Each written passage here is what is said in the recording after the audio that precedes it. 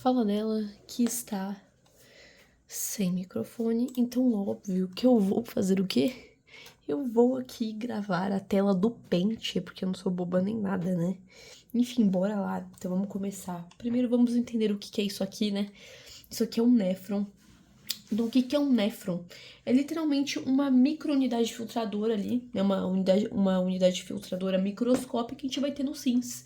Então, isso aqui que vai filtrar o nosso sangue de forma que ele fique limpo e nós conseguimos eliminar a urina, né? Nossas excretas a partir da urina. Enfim, então vamos entender uma coisa. Quando eu estou falando aqui sobre o sistema urinário, o sistema excretório, o que eu tenho que saber? Que o sangue, a gente sabe, quando a gente estudou lá no sistema cardiovascular, que ele vai sair oxigenado do coração por meio da artéria aorta. Perfeito. Então, o que vai acontecer? Essa artéria aorta, ela vai se ramificar aonde? Na artéria pulmonar. Então, aonde que o sangue vai entrar aqui? Então, o sangue vai entrar pelos rins, tá bom? Ainda não é no néfron. O sangue entra pelos rins por meio da artéria renal, certo? Então, o sangue entra no rim pela artéria renal. Agora, o sangue vai entrar no néfron em si, nessa unidade filtradora, a partir da arteríola aferente. O que é uma arteríola? A arteríola é a ramificação da artéria. Então lembra disso, a artéria renal vai estar entrando no rim, o sangue entra no rim. Agora, a artéria aferente, o sangue está entrando no néfron. E esse sangue que tá chegando aqui, ele tá cheio de excreção, tá bom? Então é um sangue sujo que vai precisar ser filtrado. Perfeito. A partir do momento que ele entra aqui, a gente vai ter o glomérulo. Esse glomérulo aqui, ele vai ser um novelado de capilares sanguíneos. Então, dito isso, o que vai ter aqui? A gente vai ter uma pressão muito alta, porque pensa, a gente tem um espaço muito curto, né? Um espaço muito menor para passagem de sangue. Então, vai exercer uma pressão muito maior nesse espaço aqui. E o que vai acontecer? A pressão aqui é tão alta que vai ter um vazamento de sangue, porque esse espaço aqui não vai conseguir conter, a gente vai ter um vazamento de sangue. E esse sangue vazado, ele vai para onde? Agora esse sangue vazado, ele vai para a cápsula de Bowman. E o que vai acontecer? Vai ser um sangue que vai ser uma parte do sangue vai ser vazado aqui, e o restante do sangue, ele vai continuar circulando pela arteríola eferente. Então vamos retomar isso aqui. Então o sangue, ele vai entrar pela artéria aorta, vai se ramificar na artéria renal. Então o sangue entra pelo rim na artéria renal. Nisso a gente vai ter outra ramificação que é a arteríola aferente. Pela arteríola aferente, a gente vai entrar no néfron. E aqui a gente vai estar com o sangue cheio de excreções. Perfeito, a gente tem um glomérulo aqui, vai ter uma alta pressão e vai ter um vazamento de sangue para a cápsula de Bowman.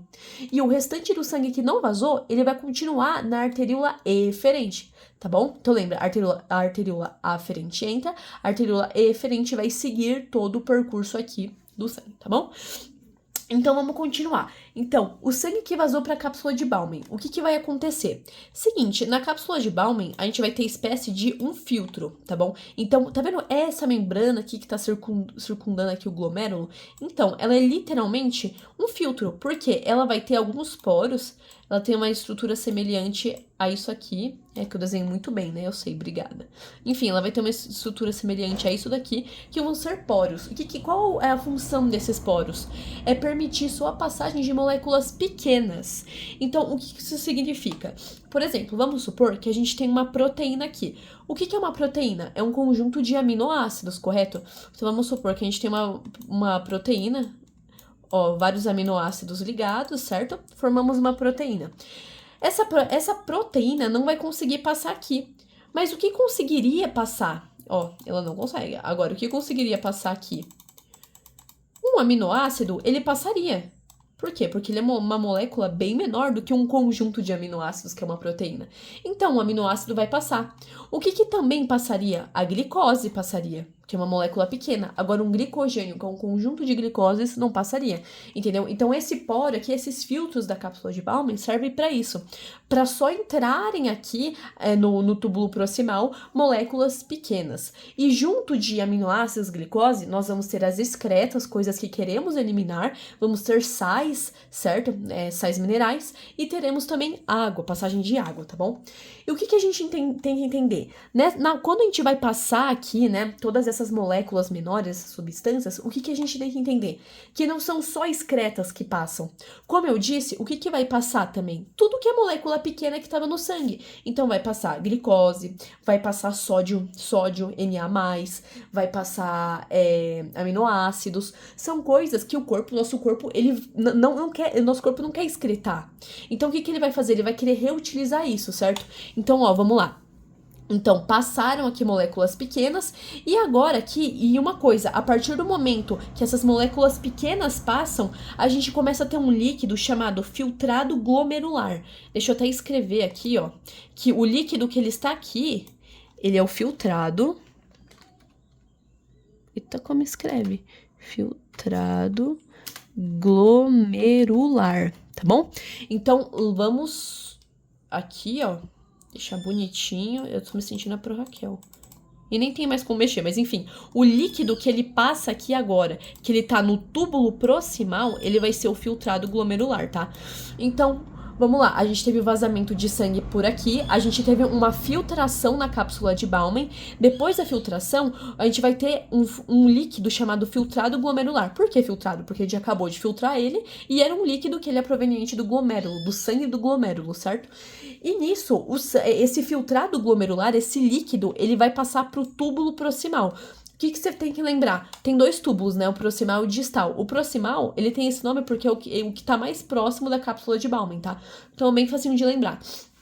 Enfim, beleza. Então vai passar esse líquido e, como eu disse, tem componentes que podem ser reutilizados, que o corpo quer pegar de volta para reutilizar.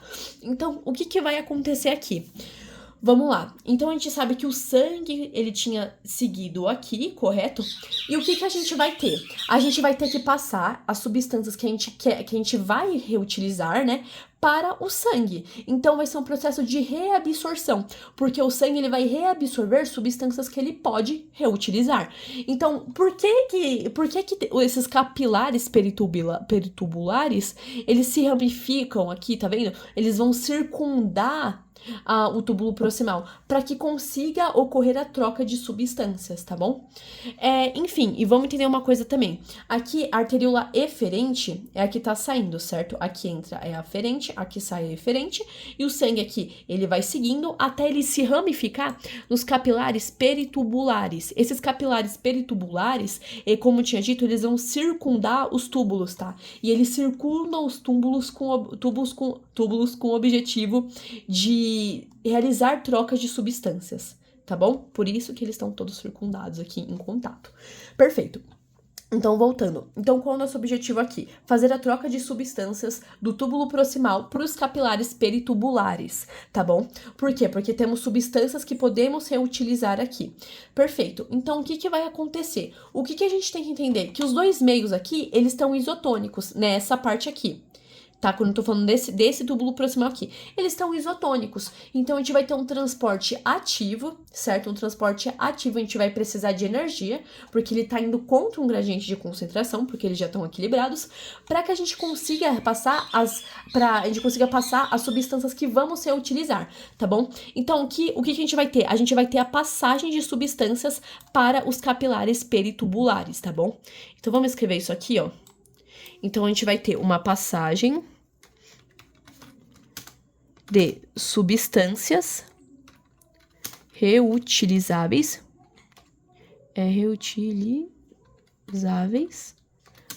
para os capilares, tá bom? Capilares. Perfeito.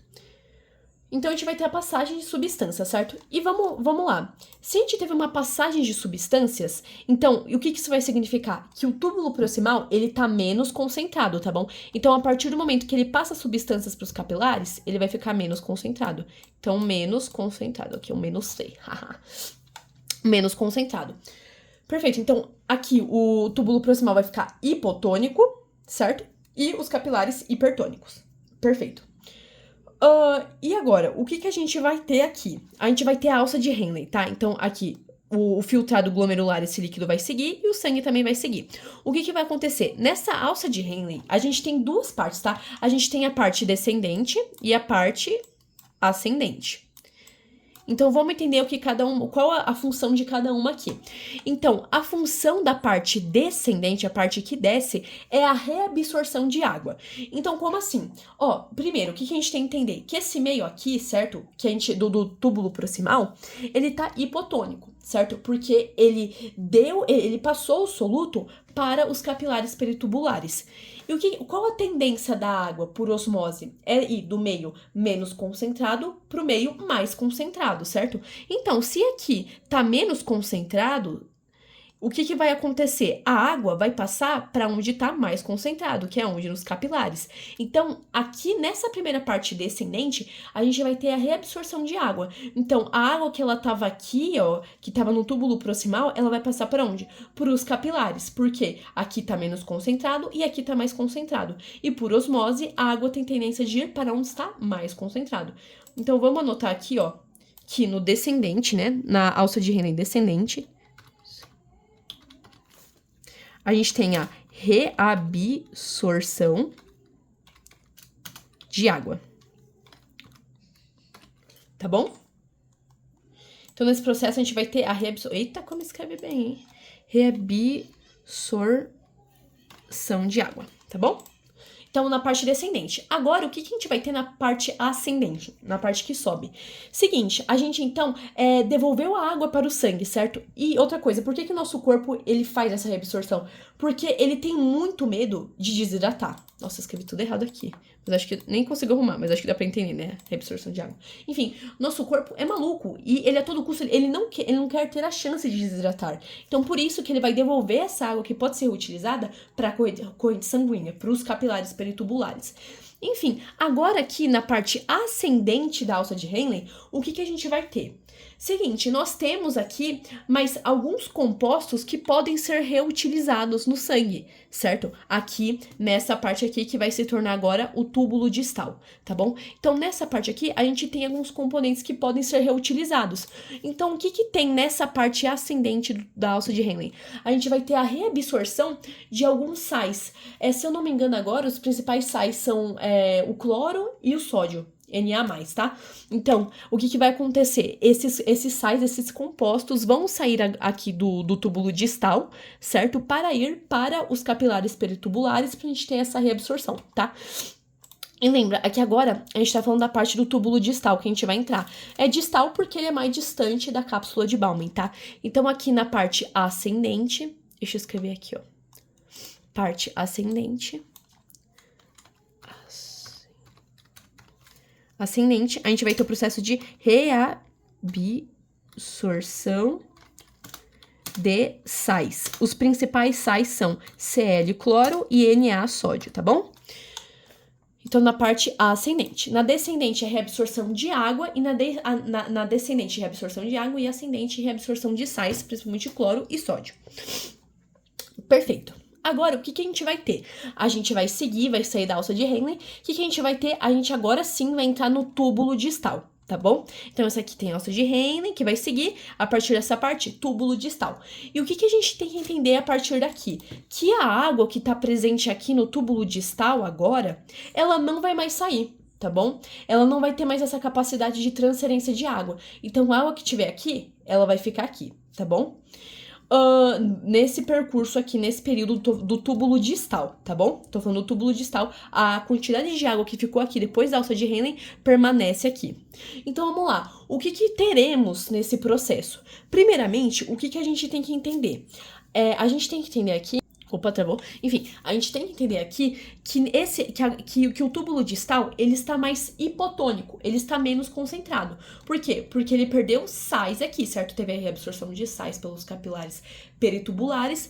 Então, os peritubulares, eles estão hipertônicos, e aqui agora o túbulo distal, ele está hipotônico. Seguinte, o que vai acontecer no túbulo distal? No túbulo distal, se falou de túbulo distal, você vai lembrar de bombeamento de excreção. Então, o que significa isso? Significa o seguinte, a gente sabe que quando o sangue, ele passa pela alça de Henle, ele já vai ter uma eliminação grande de excreções, certo? Mas a gente não eliminou todas as excreções que a gente queria, porque a gente não quer poucas excreções no sangue, nós não queremos nenhum tipo de excreção no sangue. Então, o que vai acontecer no túbulo distal? Vai ser o momento em que vão ser eliminadas todas as excreções, a partir de um bombeamento de excreção. Como isso funciona? O sangue, ele tá com algumas impurezas, certo? E o que ele vai fazer? A partir de um transporte ativo, a partir da utilização de ATP, de energia, ele vai bombear excreções, tá? Então lembra, você falou de bombeamento de excreção, literalmente ele vai usar energia, o sangue aqui, os capilares peritubulares, vão usar energia para conseguir descarregar todas as excreções que estão presentes no sangue, tá bom? E as principais excreções que a gente pode colocar aqui, né, seriam o potássio e também o H+, se eu não me engano, tá? São as duas principais excreções que são lançadas aqui nessa bomba de excreção. Então, vamos anotar isso aqui, ó, deixa eu colocar. Que quando a gente fala de túbulo distal, nós estamos falando de um bombeamento de excreção. Fechou? Perfeito. Então, seguindo, depois dessa passagem no túbulo distal, que tem como objetivo ali o bombeamento de excreções, tá bom? O que teremos? Isso vai nos levar até aqui. Pera, deixa eu botar aqui de lado. Eita, peraí. Coisa boa, peraí. Enfim, não deu, mas vamos lá. Nós chegamos aqui ao duto coletor. O que acontece no duto coletor? Então, no duto coletor, a gente vai ter um processo final de osmose, tá? Então, para que essa osmose? Pra gente ter reabsorção de água. Porque, vamos lá, pensa comigo. Aqui, depois, o que teremos aqui? Nós teremos aqui, esse meio estará mais hipotônico, e aqui vai estar, o sangue, ele vai estar mais hipertônico, certo? Nisso, quando a gente chegar aqui no finalzinho do processo, qual é a tendência da água? E do meio menos concentrado para o mais concentrado. E é isso que acontece. Já que aqui a gente está no meio menos concentrado, a água por osmose vai voltar para a corrente sanguínea. Aquela água que pode ser reutilizada, certo? Nisso, a gente vai ter aqui a excreção e depois a gente vai ter as passagens, né? A gente vai pro duto coletor, depois a gente vai ter uréter, vai seguir bexiga e uretra, tá bom? Então, é basicamente isso aqui, tá bom? Fica muito atento às questões de concentração, de entender isso aqui. É um pouquinho chatinho, mas pegando embalo, dá pra entender assim, tá? Você fazer isso desenhando aqui, né, na representação, você ir rabiscando, eu acho que ajuda bastante. Mas é isso. Beijos, espero ter ajudado.